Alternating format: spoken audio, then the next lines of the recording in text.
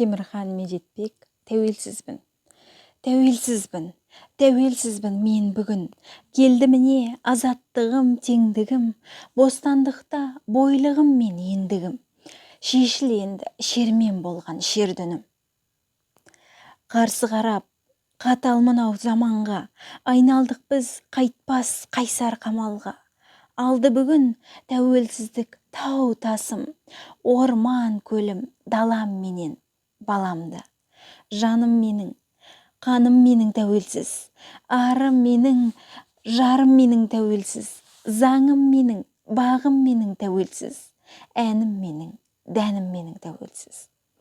Тәуелсізбін, танып тұрмын өзімді, ұшырамын қанат байлап сөзімді, ешкім енді көкірегімнен итеріп, ешкім енді шықмайды көзімді. Тәуелсіз ғой, ойым менен ұғымда, бақыт құсым қонды келіп тұғырға. Тәуелсіздік алды бүгін қараңдар, тойым түгіл, қайғым менен мұңымда. Заман өтті, қансыратып қанаған, заман өтті, қалтыратып тонаған. Тәуелсіздік келді міне ақыры, зорға жеттім мен оған. Құтылмаған кінәраттан күнәдан, бар шындықты іште үнсіз құраған, ақыл тегіл көздің жасын көл етіп, күні кеше былай деп мен жылағам. Жаным кетті қарайып, қопарылды тірегім, айтыңдаршы халайық, қалай өмір сүремін?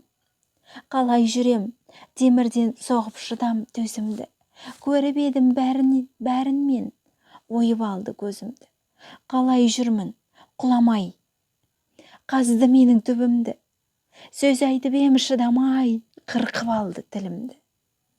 Қай жерде мен тайқып ем, сынап тағы бағымды, ойымды мен айтып ем, отқа салды жанымды, төктім үнсіз жасымды, кеуіп қалды таңдайым, көтеріп ем басымды, қақ айырды маңдайым.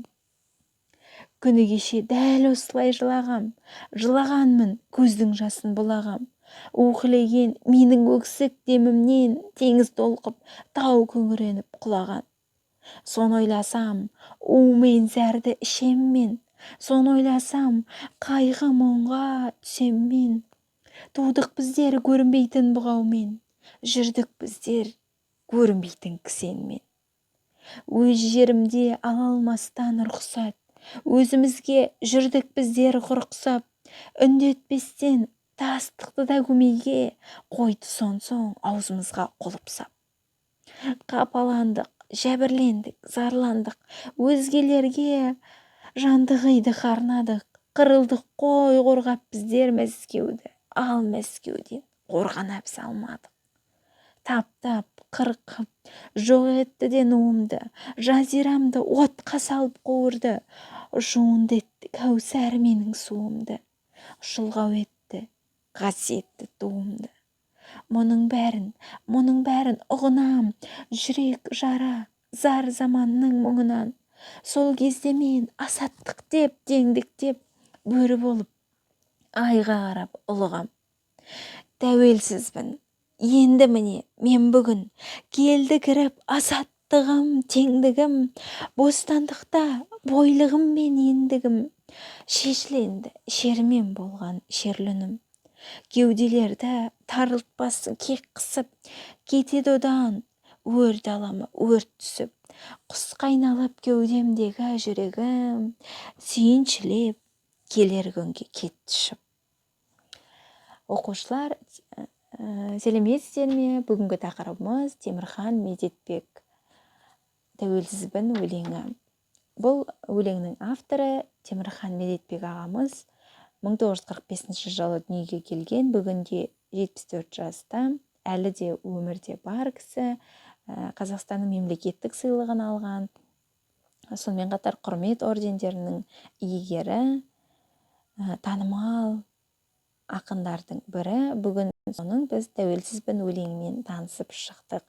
Мына суретке қарасақ, қазақтың кең байтақ даласы, асқар алатауымыз, жарқырап тұрған күн, бүркіт, біздің туымызда бейнеленген еркіндіктің белгісі, оның астында жүйткіген жылқы, еліміздің дамуының белгісі. Мына жерде бәйтеректің суреті, еліміздің осындай көркейіп, елордамыздың көркейіп дамып келе жатқаны. Ал мына жерде Алматы қаласындағы тәуелсіздік мүсіні. Қазір біз қазақ елі тәуелсіз. 1991 жылы тәуелсіздік алғаннан бері қазіргі еліміз тәуелсіз. Осы Темірхан Медетбек ағамыздың өлеңі тәуелсіздікке арналған, бірақ соның ішінде тәуелсіздіктің қалай келгенін, тәуелсіздікке дейін қандай қазақ халқының басында қандай жағдай болғандығын, қандай қиындықтарға шыдағандығын осы өлеңнен көруге болады. Барлығыңызға өлең түсінікті деген ойдамын. Автор өлеңді байқасаңыздар тәуелсізбін деп бастайды. Сол тәуелсіз болғанына қуанады. Сондай қазір менің барлық жағынан тәуелсізбін, менің қазір ойыма дейін тәуелсіз деп айтып келе жатып, бұрынғы өткен тарихты, бұрынғы өткен кезде еске түсіреді, артқа шегініс жасайды. Солай бұрынғы замандағы қазақ халқының басынан өткен неше түрлі қиындықтарды, біреудің бұғауында, біреудің қол астында болудың, біреуге тәуелді болудың соншалықты қиындығы айта отырып, ең соңында өлеңді қайтадан мен тәуелсізбін деп аяқтайды. Сол осы тәуелсіздікке шүкіршілік етейік, осыған қуанайық, сондай да қиын басымыздан оқиғалар өткен деп айтады. Өлеңге көркемдік талдау жасамас бұрын бірінші мағынасына, мазмұнына, өлеңнің жалпы құрылысына, не туралы айтылғандығына тоқталып өтейік. Жалпы осы тәуелсіздік, азаттық, егемендік деген сөздер синоним, бірақ әрқайсының бір өзінің мағыналық реңктері бар секілді. Тәуелсізбін деген сөзді барлығымыз өте жақсы түсінеміз, біреуге бағынышты болмау. Ал азаттық деген ол мүлдем өз еркімен, өз қалауымен өмір сүру дегенді білдіреді. Осы жерде ақынның бостандықта бойлығым мен ендігім деген барлығыңызға түсінікті ғой, бойлық пен ендік деген географияның термині ғой, байқадыңыздар ма? Географиялық ұғым. Бойлық деген не, ендік деген не?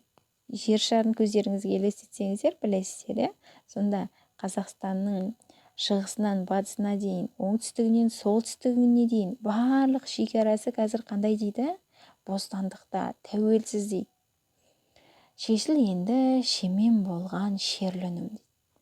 Осы күнге дейін қиналып келген, тәуелсіздік алғанға дейін қиналып келген, дымым шықпай бүкіл қиналысымыз ішімізде болған, бүкіл қайғы мұңымыз, енді соны не істей аламыз дейді. Енді соны біз айта аламыз дейді. Біз еркінбіз, ешкімнен қорықпаймыз дейді. Қарсы қарап қатал мынау заманға, айналдық біз қайтпас қайсар қамалға дейді. Қазақтың басына не келіп не кетпеген. Жұбан Молдағалиев ағамыздың мен қазақпын мың өліп мың тірілген дейді. Неше түрлі оқиғалар өтіп жатыр. Еліміздегі соңғы жағдайға байланысты сіздер де біліп отырған боларсыздар, қазақтың басынан аштықты өткен, неше түрлі нәубетте өткен, неше түрлі індетте өткен. Енді ол соғыс деген өз алдына бөлек мәселе, отаршылдық деген. Осындай неше түрлі заманнан, неше түрлі қатал тағдырлардан аман есен өтіп, осындай жерімізді, кең байтақ жерімізді, салт дәстүрімізді, ұлттық құндылығымызды, ұлттық тәрбиеміз бен мінезімізді сақтап қалу біз үшін сондай үлкен бақыт. Автор сол осы бақыттың, осы тәуелсіздіктің қаншалықты құнды екенін, қаншалықты бағалы екенін, тәуелсіздіктің бізге қаншалықты керек екенін осы өлеңмен ұғындырғысы келді. Енді оқушылар мына өлеңнің барлығын мен талдамаймын, бірақ сіздер осы өлеңнен не түсіндіңіздер, не түйдіңіздер, қазақтың басында қандай жағдай болған екен, айтқысы келген нәрсесін айта алып па, жасағысы келген нәрсесін жасай алып па, қандай жағдай болған, соны сіздер өздеріңізге тапсырма етіп алыңыздар. және өлеңнің мен ең соңғы шумағына тоқталғым келіп отыр. Байқасаңыздар, мына соңғының алдыңғы шумағы: тәуелсізбін енді міне мен бүгін, келді кіріп азаттығым, теңдігім, бостандықта бойлығым мен ендігім, шешіл енді шемен болған шерлі үнім деген өлең жолы алдында да кездесе де, байқасаңыздар, қайталанып келіп тұр. Бірінші алғашқы өлеңнің алғашқы шумағын автор өлеңнің ең соңында да айтады, және тағы бір өлең жолдарымен бір шумақпен өзінің қорытындысын, пікірін айтады. Байқадыңыздар ма?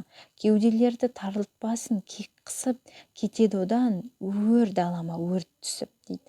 Бұрынғы осыдан 100 жыл бұрынғы, осыдан жарты ғасыр бұрынғы, 50 жыл, 60 жыл бұрынғы тарихи өтіп кеткен оқиғалар, қазақтың басында осы өлеңде айтылған неше түрлі қиындықтарды қайтадан істемеу керек дейді. Оларды есімізде болғанымен, олар үшін не істеуге тырыспау керек дейді? Кектенуге тырыспау керек дейді. Ол үшін мен кек қайтарам деп, сол үшін мысалға басқа ұлттарға тіс қайраудың қажеттігін жоқтығын айтып тұр. Өйткені олай істеу арқылы біз тек өзімізге не істей аламыз дейді.